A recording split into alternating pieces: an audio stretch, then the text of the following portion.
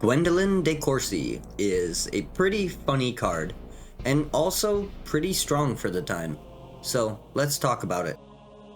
Gwendlyn Di Corci is a 3/5 legendary creature that costs a blue, 2 black, and a red mana, for a total mana cost of 4.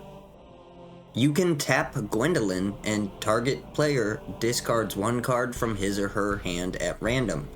This power may only be used during your turn. So this card might not seem like much by today's standards, but it is pretty interesting for a couple of different reasons. Unlike most of the other legends we're talking about, Gwendlyn is actually pretty decent in 1v1 old school. Tapping to discard a card each turn means that your opponent loses their draw per turn unless they can deploy the card immediately. Removing 1 card per turn makes it much harder for someone to keep resources in their hand. If you think about it, this isn't too dissimilar from Hypnotic Spectre, and I think comparing it to Hippie just shows how strong this card can be, because Hypnotic Spectre is obviously a very strong card in old school. Hippie has to swing in to discard a card, but it does have flying. Gwendy taps to discard a card, so even if you can't swing in, you still get the effect.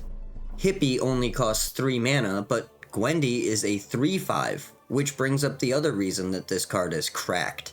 A 3/5 for 4 mana is pretty off the rails at the time. You can lightning bolt a Hippie, but you aren't bolting your way out of Gwendolyn's wiles. At the time of Legends, there are only 2 creatures in the game that don't cost more mana and can block and remove this creature. Juggernaut can attack into this, but both will be lost if the Gwen player blocks it, and Juzam Jin can attack into this without worry, but those are the only creatures that can somewhat deal with Gwen without costing more mana. Ball Lightning can also do this, but it came out at a later date, and my point here is that Gwendolyn is actually pretty jacked. There aren't too many cards that have better rates. In fact, really the only downside to this card is deciding if you want to hold this up to block and use its good stats, or if you want to discard a card from your opponent each turn. It is likely that it'll be way more valuable to cause your opponent to discard down, but you do have to make that choice. Now, I did say at the beginning of these videos that I would be mostly looking at these cards through the lens of old school Commander, but I wanted to talk about Gwendolyn, and Gwendolyn is actually pretty good in 1v1, and I think if you're talking about the lens of old school, Sol Kanar is actually a better, or at the very least more fun, commander to choose. Sol Kanar's ability actually scales with multiplayer, whereas Gwendolyn's kind of just gets a little worse when you have 3 opponents instead of just 1.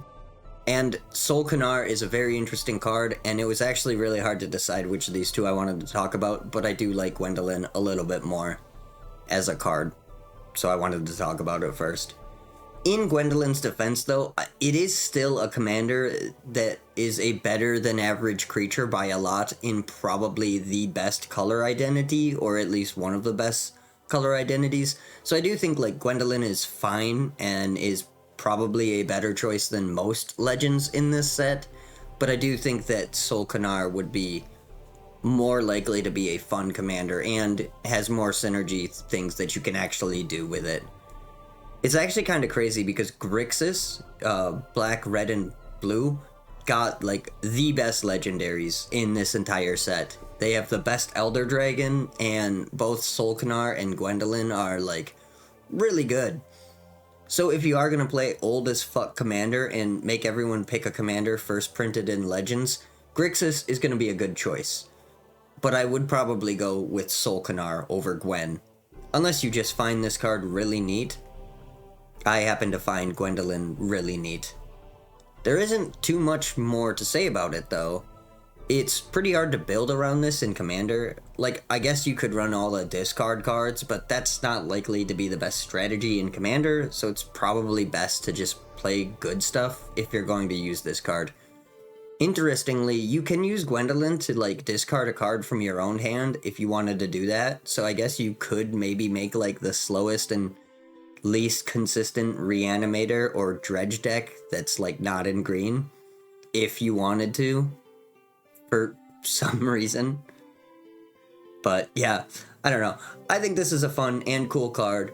But I think that's really all I have to say about it that isn't art related. So before we get to the art, I'll take this opportunity to ask you what you think of the card. Have you ever seen this used in Commander? Did you see it get a lot of play back in the day?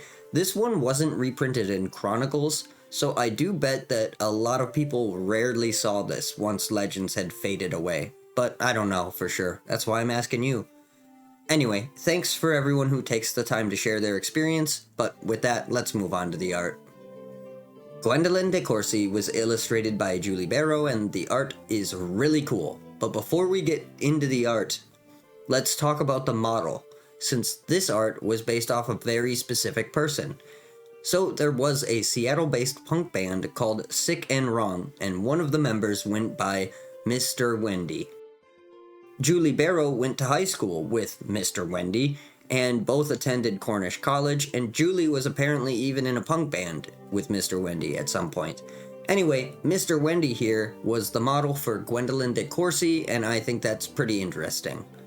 Also, I am a fan of this art. I think it's funny and adds depth to the world without being, I don't know, I guess just straight pornography. I don't think art like this is crossing a line, but it's probably getting pretty close to the line, depending on who you are. Like, we can all have different opinions on what's acceptable on a Magic card, and if this is past your line, I understand that, but it doesn't bother me. I have heard that this art is controversial, so if you think it's not a big deal at all, I agree. I'm just addressing different opinions that I've seen online throughout the years. The art is a little goofy though. The proportions are just a bit off, and the piece feels very flat to me personally.